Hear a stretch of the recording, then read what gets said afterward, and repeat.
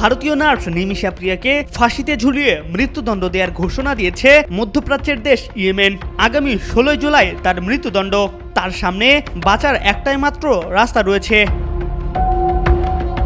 2017 সালের জুলাইয়ে ইয়েমেনের বাসিন্দা ও ব্যবসায়িক পার্টনার তালাল আব্দ মাহাদিকে খুনের অভিযোগ ওঠে ভারতীয় এই নার্সের বিরুদ্ধে।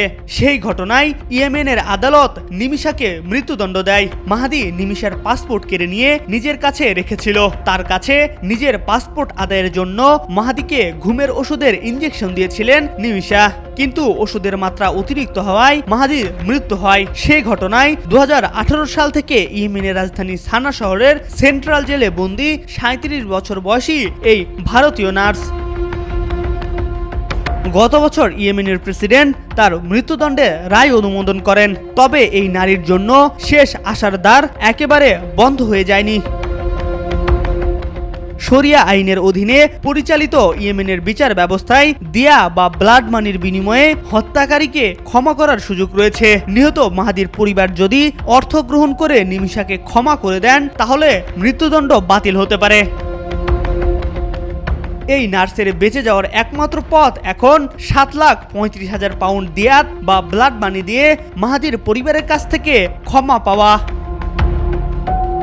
প্রিয়ার মায়ের পক্ষ থেকে মধ্যস্থতাকারী হয়েছেন ইয়েমেন প্রবাসী সমাজকর্মী স্যামুয়েল জেরোম। মাহাদির পরিবারের সঙ্গে আলোচনা চালাচ্ছেন তিনি। প্রিয়াকে বাঁচাতে ইয়েমেন অভিবাসী ভারতীয়দের একাংশ খুলেছেন সেভ নিমিশা প্রিয়া ইন্টারন্যাশনাল অ্যাকশন কাউন্সিল। এই সংস্থাটি ক্রাউড ফান্ডিং এর মাধ্যমে নিমিশার মুক্তির জন্য অর্থ সংগ্রহ করছে। বর্তমানে 34 বছর বয়সী নিমিশার সামনে বাঁচার রাস্তা একটাই, ক্ষমা। আর সেই ক্ষমা মিলতে হবে নিহত মাহাদির পরিবারের কাছ থেকে। কিন্তু সময় ফুরিয়ে আসছে। ফাঁসির তারিখ যত এগিয়ে আসছে ততই চাপ বাড়ছে নিমিশার পরিবার, সমর্থক ও আন্তর্জাতিক লবি গ্রুপের ওপর। MR আকাশ, আজকাল।